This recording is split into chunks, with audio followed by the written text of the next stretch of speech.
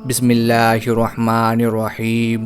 السلام علیکم ناظرین، اللہ تبارک و تعالی نے خنزیر کو کس حکمت کے تحت پیدا کیا؟ اس کو پیدا کرنے کا کیا مقصد تھا؟ خنزیر کا گوشت کیوں حرام ہے؟ کائنات کا یہ غلیظ ترین جانور کیسے پیدا ہوا؟ اس کے پیچھے کیا تاریخ ہے؟ کیا خنزیر کا نام لینے سے منع فرمایا گیا؟ کیا خنزیر کا نام لینے سے مسلمان سے ایمان 40 دن کے لیے دور ہو جاتا ہے؟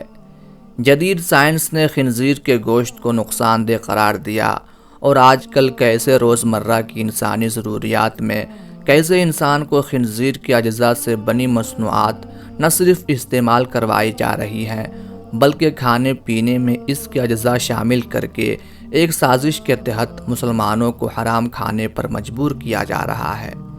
آج ہم قرآن و حدیث کی روشنی میں خنزیر کی ممانعت پر آپ کو مکمل تفصیلات فراہم کریں گے اور کچھ ایسے حقائق آپ کے سامنے لائیں گے جو کہ ہر مسلمان کے لیے جاننا ضروری ہے۔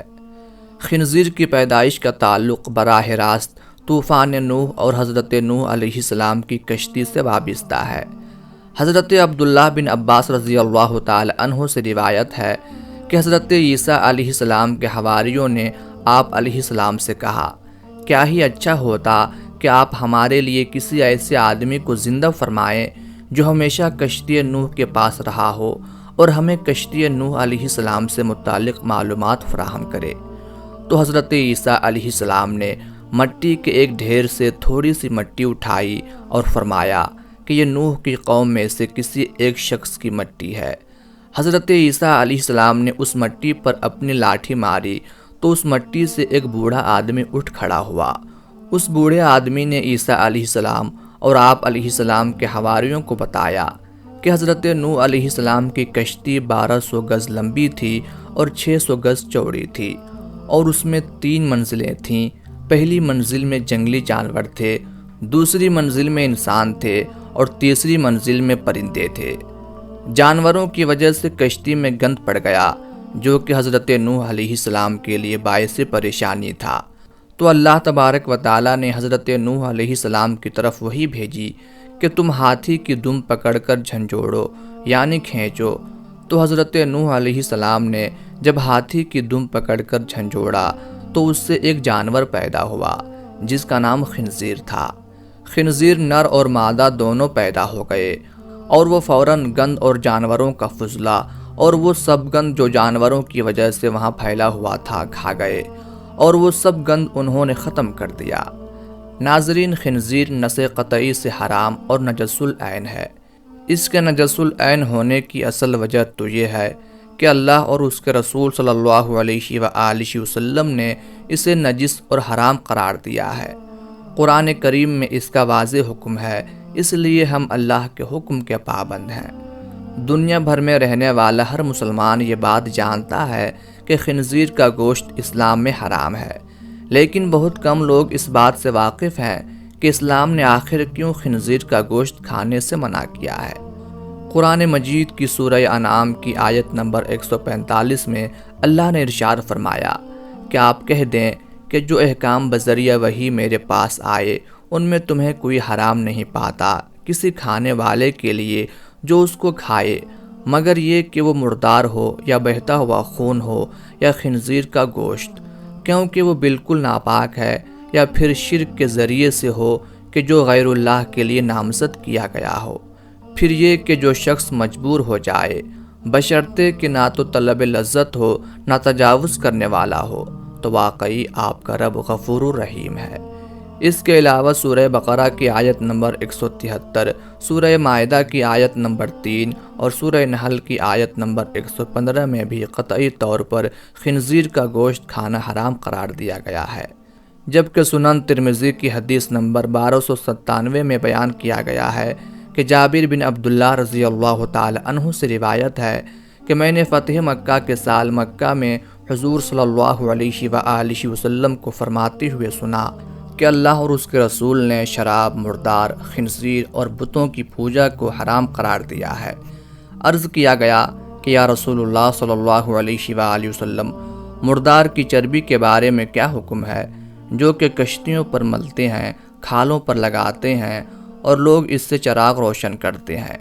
آپ نے فرمایا یہ جائز نہیں، یہ حرام ہے۔ یہود پر اللہ کی مار ہو، اللہ نے ان کے لیے چربی حرام قرار دے دی تو انہوں نے اسے پگھلایا اور پھر اسے بیچا اور اس کی قیمت کھائی۔ قرآن و حدیث کی روشنی میں خنزیر ایک نجس اور حرام جانور ہے۔ اس کی یہ نجاست اس کے گوشت، چربی بلکہ ہر جزو میں سرایت کیے ہوئے ہے۔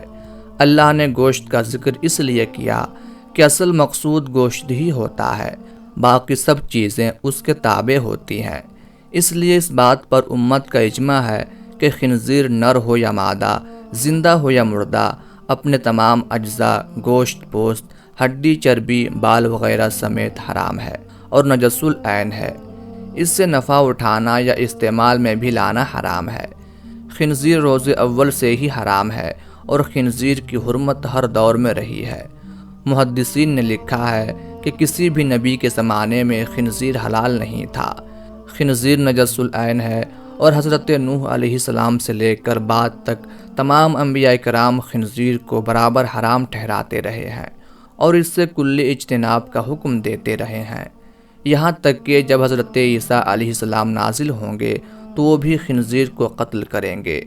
خنزیر کے گوشت کی تخصیص نہیں ہے بلکہ اس کے اجزاء، ہڈی، بال، کھال، پٹھے امت کے نزدیک حرام ہیں اور اس پر قرآن کی کئی آیات اور احادیث دلالت کرتے ہیں۔